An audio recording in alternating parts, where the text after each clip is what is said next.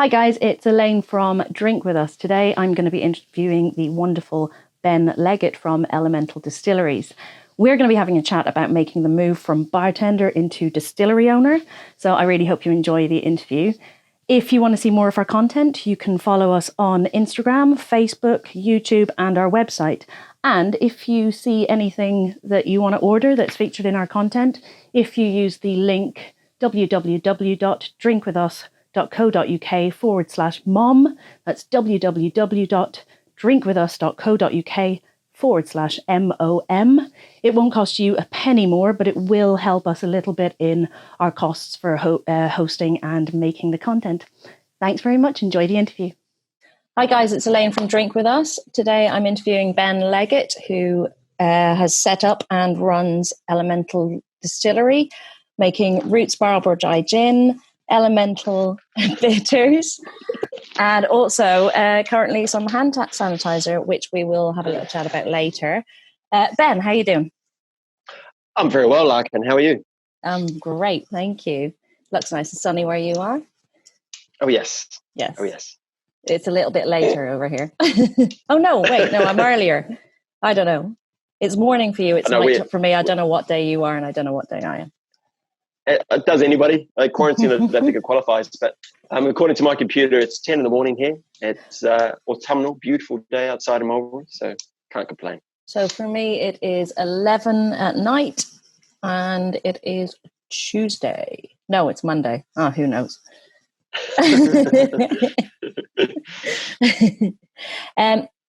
Right, let's get cracking, and we're going to have a little chat with you about setting up your distillery.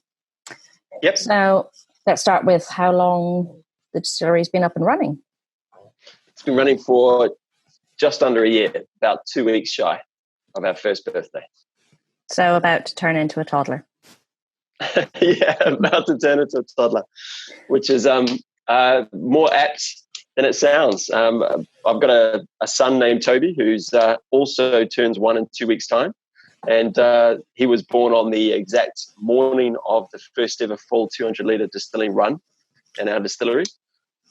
Wow. So, as you do, he was, my wife was obviously in her last trimester, and the build for the distillery was happening at the same time, and there were delays.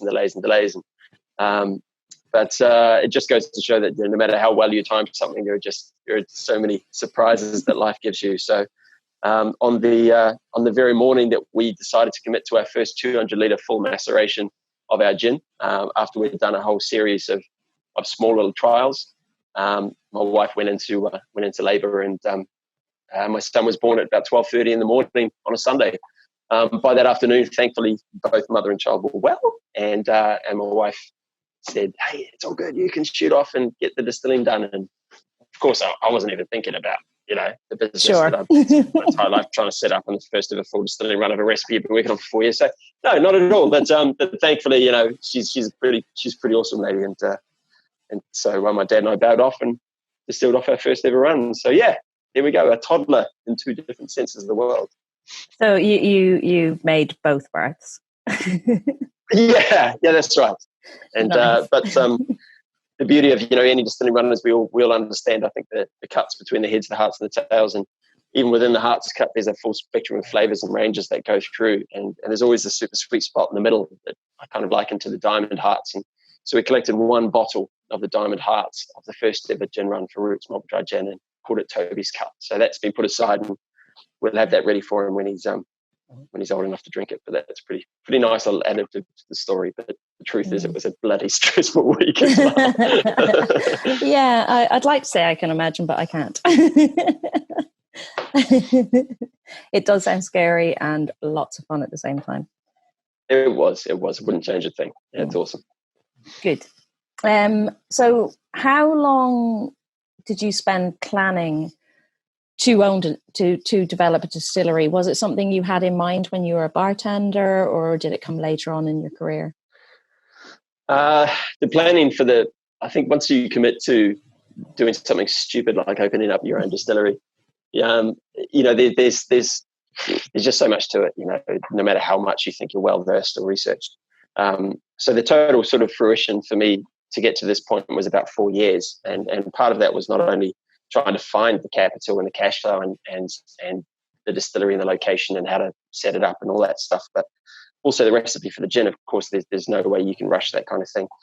But before I even got to that point, I'd spent a long time obviously working as a cocktail bartender and gone through and done the competitions and started doing the event bartending side of things, and then became an ambassador and almost did that casual sort of development. But I think in the end, I've always been very passionate about my spirits, more so than actually the cocktails or the classics.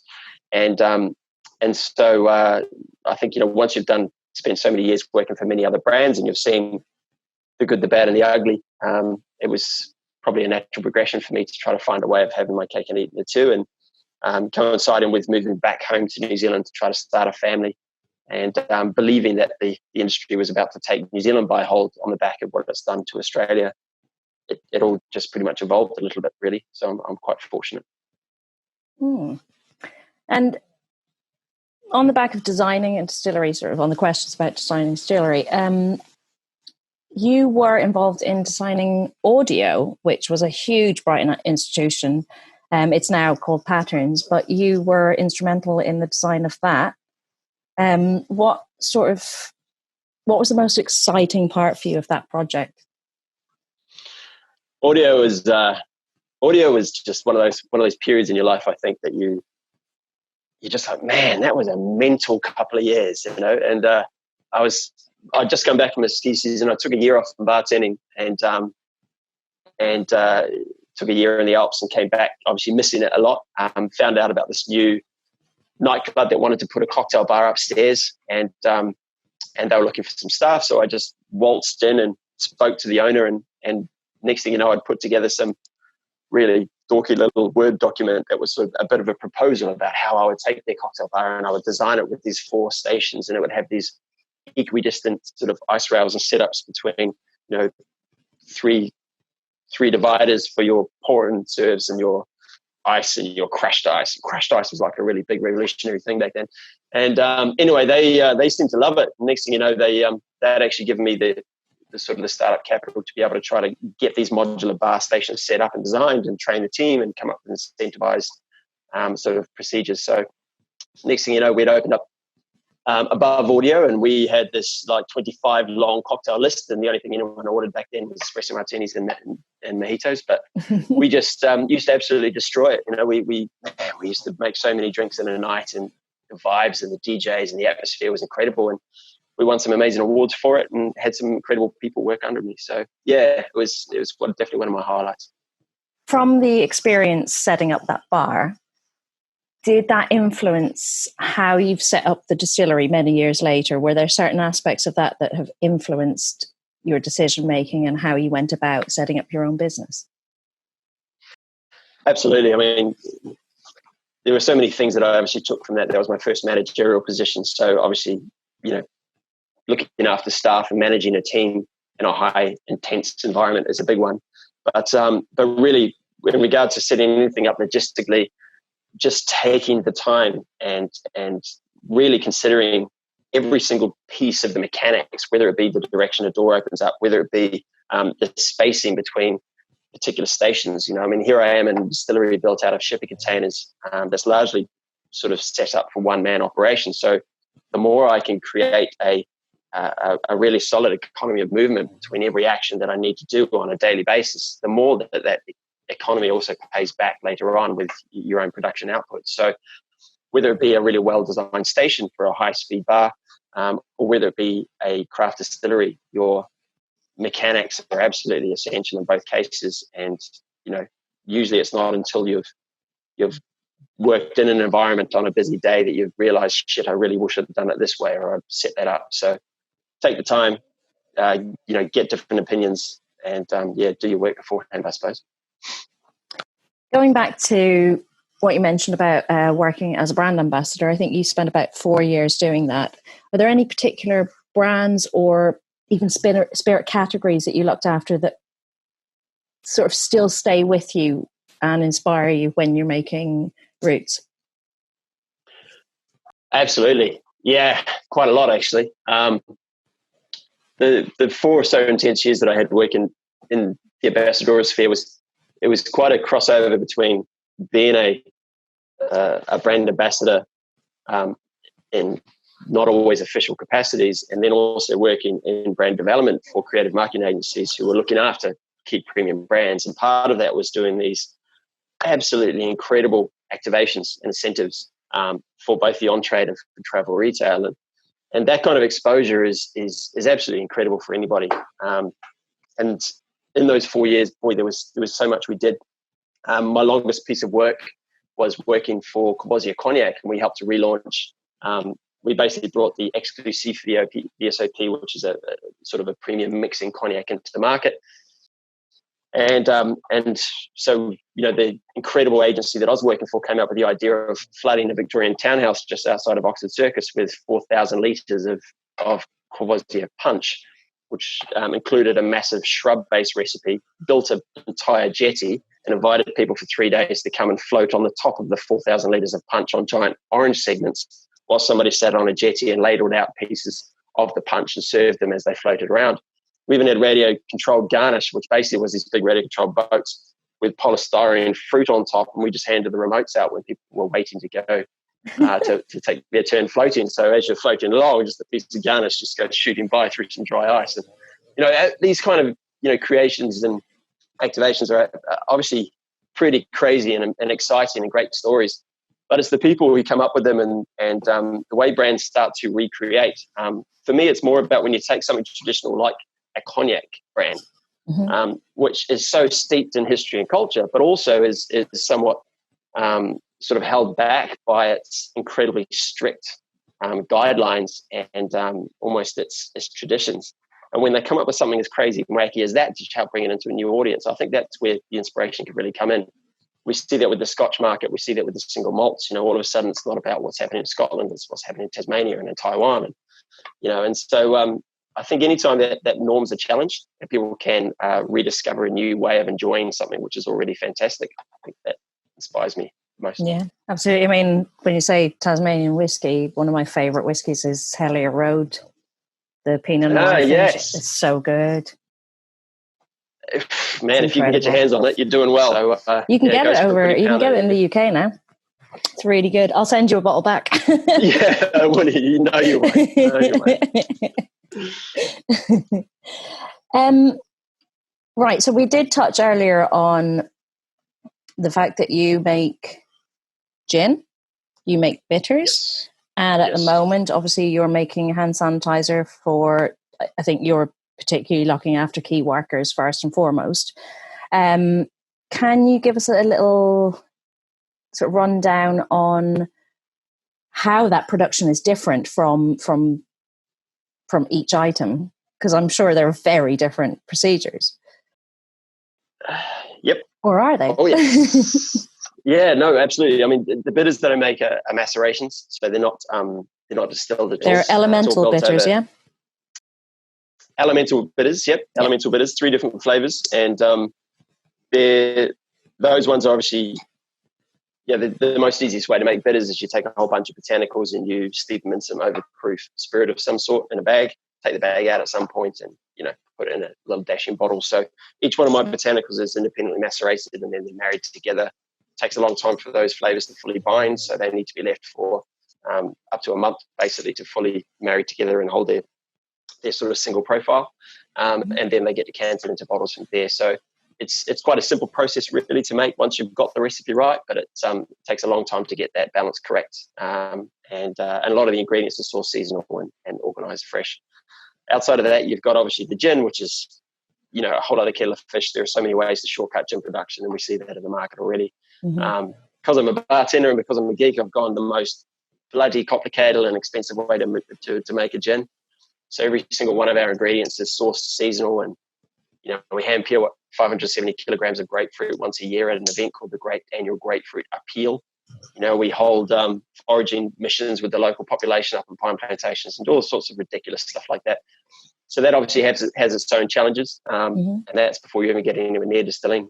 When it comes to sanitizer, though, that's a whole other kettle of fish because it's no longer a food grade product. It is technically a pharmaceutical cosmetic. and therefore it also falls under a completely different area of legislation and certification and all that jazz.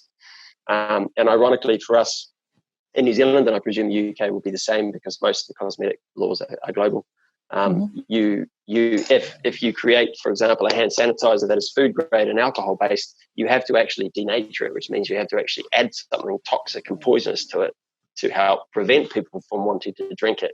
So our sanitizer is 80% gin based. It is gin scented, and because of its ingredients, because it's gin based, that literally you could actually drink it if you wanted to, or mix a pretty mean cocktail. So we had to find a certain chemical to then add to it to make it even more dangerous and toxic. So there's this bizarre kind of conflict between trying to produce something pharmaceutical and something food grade in the same area, and obviously making sure that you're not contaminating between the two and all that stuff. So clarity, the clarity here is that hand sanitizer will work quite nicely on the outside, but do not drink it. Do not drink it unless you're the president of the United States. In which case, it's fine. Apparently, it cures COVID. So yeah, go nuts, go crazy. Dickhead. So yeah. Okay. And do you distill from beginning to end on the gin? No grain to glass here. So okay. I'd love to. I mean, is that a New Zealand law? No, not at all. No, far from it. It's just that you need to be.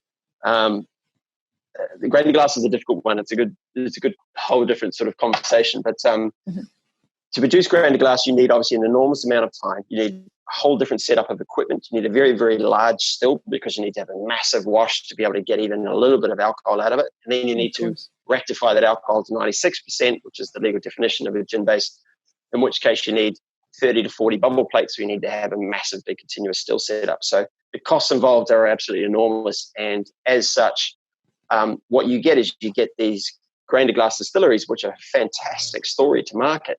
But the only way that they can make their money back on those enormous costs is to sell it for 3 times as much money as the average bottle of gin. And so you've got a consumer who's paying a huge amount of money for something which is technically a neutral spirit and they can't taste it anyway. So until I can financially justify the ability to do that, we can't do it. But I would bloody love to. There's no doubt about it. So hopefully in the future at some point, we'll sell part of the brand off to, Diageo or something like that, for 5 mil or something, and buy myself a new hat.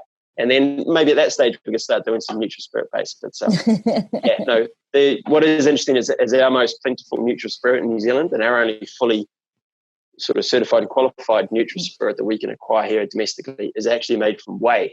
So we actually have whey-based neutral spirit, which we buy as a sustainable byproduct from New Zealand. So none of the flavors or textures or aromas transfer through to the gin, but it's a pretty cool local story. Oh, that's really cool.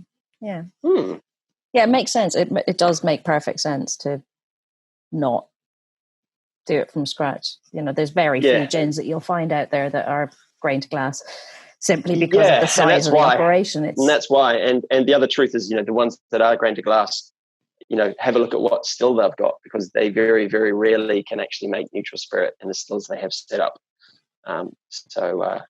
It's a nice story, but often you're tasting the spirit that they put in there, which isn't always a positive as well. Interesting. We shan't name any names. Right, I want to ask something that's very close to my heart, Ben. You were a huge mentor to me. Yes, I will marry you. Oh, sorry. It's too late. Apologies. Lou's got you. Lou's got you already, man. Yes, it's terrible. That's right. Yeah. I mean, there's that bitch Carol Baskin, and then there's Lou, right? She stole you from me. My heart. No, I was actually going to ask you a different question. So you were a huge mentor to me when I was coming up through Brighton bartending. And my question is, who were your mentors coming through both bartending, and also was there anyone particularly that influenced you in moving into distilling? No particular mentors moving into distilling. It's a tough one because for me to have a mentor, I would need to have someone that I could call on to get advice or bounce off. And the truth is, I just don't have that here, mainly because New Zealand's industry is burgeoning. It's the first time we've really had this craft spirit sort of thing happen. So there is a fantastic, interrelationship between all of these new distilleries in New Zealand, and we're all bouncing off each other. But in regard to the mentoring, the closest thing to a distilling mentor I think I probably had was John Campbell, who is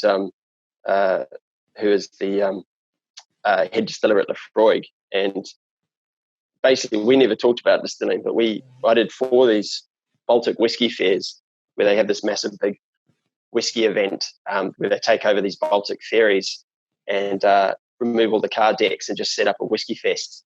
And basically, it's a 24-hour period, 24-hour cruise line of just some of the finest whiskeys you've ever had in your life on a fucking car deck on a Baltic ferry in the middle of it's just absolutely off the hilt. And he was always there, and all we do is just dance stupidly all night long. And he's just one of these guys who, for some reason, has ended up, we've just got on like a house on fire and become really good friends and things like that. And we've talked a bit about the industry, but he's probably one of the people who I've regarded the most, because he has such incredible humanity and personality for someone who, I think we put these people up on pedestals a little bit. We meet these master blenders and master distillers, and we expect them to somehow live and breathe their product, but they're actually just normal people. And quite often they just want to be normal people as well. And I don't know, he was always someone who I've always thought of very highly. Outside of that, probably the person who put me into this industry and set me on this entire career path in the first place was a guy who's another bit of a Brighton legend in a different sphere, who's known as Batty Matty, who owns the box shop there in Brighton, and he owned Haunt, and he basically was the best man at my wedding. He's the gayest straight guy you'll ever meet in your life. And he gave me my very first bartending position when I was literally fresh off the boat. I'd landed in the UK and had no money and no idea and no experience. And he gave me a job at Old Elaine's in Kingston upon Thames. And he hired me purely because I was a Kiwi. He thought Kiwis are really good bartenders. And he was my bar manager, and he became my best friend very quickly. And he's the reason I came to Brighton, and the reason that I got into this industry, and the reason that I found a love for spirits, because he was also the first person to teach me the first ever things about alcohol and cocktails and all that. And he remains one of my closest friends today. So he's probably my biggest influence in this entire industry and where I've ended up. Is he also the reason that you're called Dingo? Oh, yeah, he is. Yeah, he is. Well, he's part of it. But the first job I had in Brighton was working at Quad, which I don't know what's there now. It was an Italian restaurant for a long period of time called, what was it called? But anyways, it was this place called Quad for a while. And I worked behind this tiny little island bar, but there were 4 bloody Bens there. Can you believe that? So in the end, no one was called Ben. There was Tiger, Dingo, Bap. I don't know, Ben Bap. Don't know where that one came from. And it was the last Ben. But yeah, anyways, so Tiger was Tiger Lily. Tiger was Tiger Lily, right? Ben Lily. So yeah, he worked in the same bar with me as well. But when I was, the reason is Batty Matty always called me Dingo, and when they found out that it just stayed, and I haven't heard anyone call me Dingo until we started this interview. So, but back in working in Old Elaine's in Kingston, you work behind the bar and people come in and they go, hello, I'd like a cocktail, and you go, oh, g'day, do you want a cocktail? Oh yeah, and so straight away they're like, oh wow, are you from Australia? And I was like, no, I'm from New Zealand. And they go, are you from Australia? And I said, no, I'm from New Zealand. And they're like, oh, okay, so you're not from Australia? And it's just like, fucking hell. So yeah, I got Dingo very quickly because of the amount of times people thought I was from Australia working in Kingston. Nowadays we have maps, so we know where Australia is. We do. We have Google. Google. God, look how old I am now. Figure it out. Oh God, that was a different day. Yeah. But yes, he is responsible for that name as well. I like that I finally found out who christened you that. Yeah. I never knew before. Batty Matty. Yeah. Nice. He's responsible for a lot of things, that boy. Not all of good. We will not mention them in a recorded chat. All right, back to business, Ben. Do it. If I was a bartender, if I was still bartending, And I decided, right, I'm going to set up a distillery. That's what I'm going to do next. What would your advice be to me? Don't do it. No, I would. No, it's easily the dream of a lifetime to do it. The advice. Boy, there's a bit. You've got to not be in a rush. There is so much to learn, and the only way to learn it is to go through it. So I think you'd be a bit lucky if you were in the UK doing it potentially, because even though the competition is obviously fierce, there are so many people to call on. So I'd say definitely get a mentor in the UK or anywhere you can, and someone you can trust who isn't going to be threatened, by you also adding to the market, and work through it. There's a lot of legislation that can be pretty tough, but you've got to understand it. There's a lot of health and safety you have to abide by, regulations and all that kind of stuff. And then also when it comes down to it, the sooner you open, as soon as you open your doors, like any retail business, you have to start making money, and you got to start, surviving cash flow. So be in a position where you are 100% ready before you absolutely commit to opening everything. So, again, it took me 4 years, not only because I was working on the recipe, but because I didn't have the money and I didn't know what scale I was going to look at. By the time I was towards the end of that 4 years, I was very lucky that I'd met certain people and things that evolved in a certain direction. And next thing you know, I'm actually designing my own bespoke distillery out of containers, whereas before we were just going to plug into an industrial estate somewhere and take over a corner of a warehouse. So, if you're not in a hurry, get the homework done first off. I've ended up helping out a lot of other new distilleries in New Zealand who just have rushed in because they've got angel investment or that had some really big financial capital behind them. And so they'd spent, got the wrong equipment, got the wrong setup, had all of the front of house pretty done, but they hadn't done all the logistics back of house. So comes back to the same sort of things you look at as soon as you end up opening up a bar or a restaurant. You take your time, work through it, don't rush anything, and do the homework really. Quick question. Yes. 4 years putting it together, working on a recipe. You didn't have a distillery. How were you working on the recipe? How did you jump that hurdle? Alice helped me. Alice is a little 3-litre Portuguese copper pot still that was set up in my garage at the flat that we rented. And luckily we had this beautiful double garage, all insulated, which got me very excited as soon as we got this property. I was like, oh my God, I can do my distillery now. So basically I set up the little still in the corner.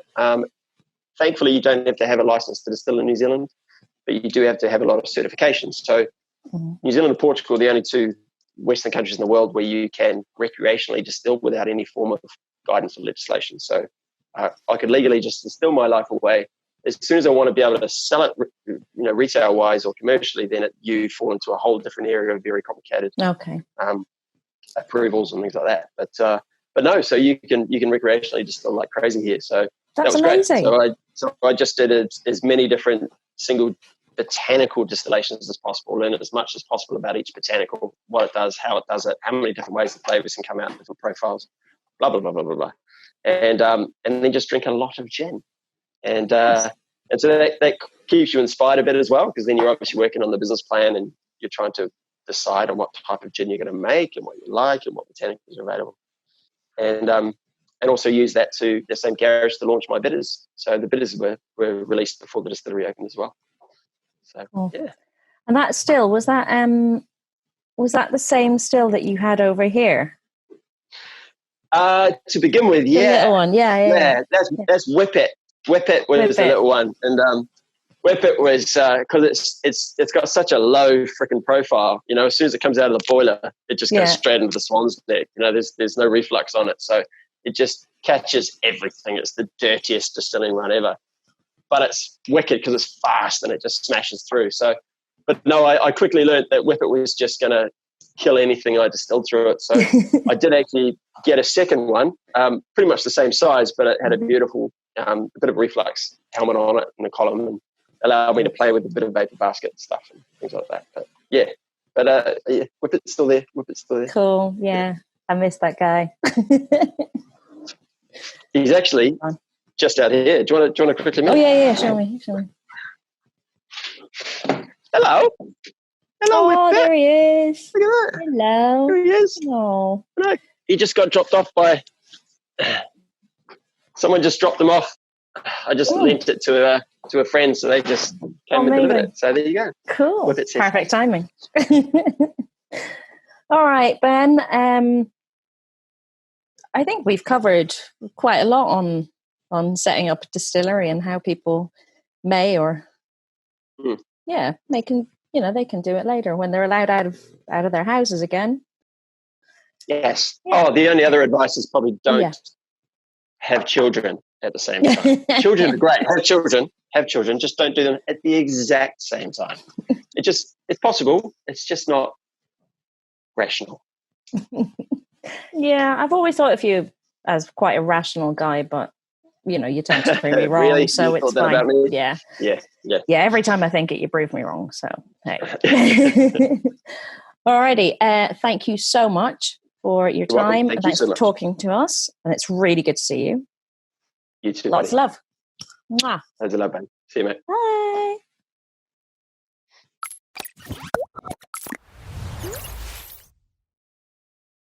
Welcome to the Elemental Distillery. This is my little humble setup. We're located in the heart of Marlborough, New Zealand, and we're surrounded on two sides by vineyards. This is a beautiful Marlborough autumnal day. You can see the view and the location. So what we've got here is a shipping container distillery built out of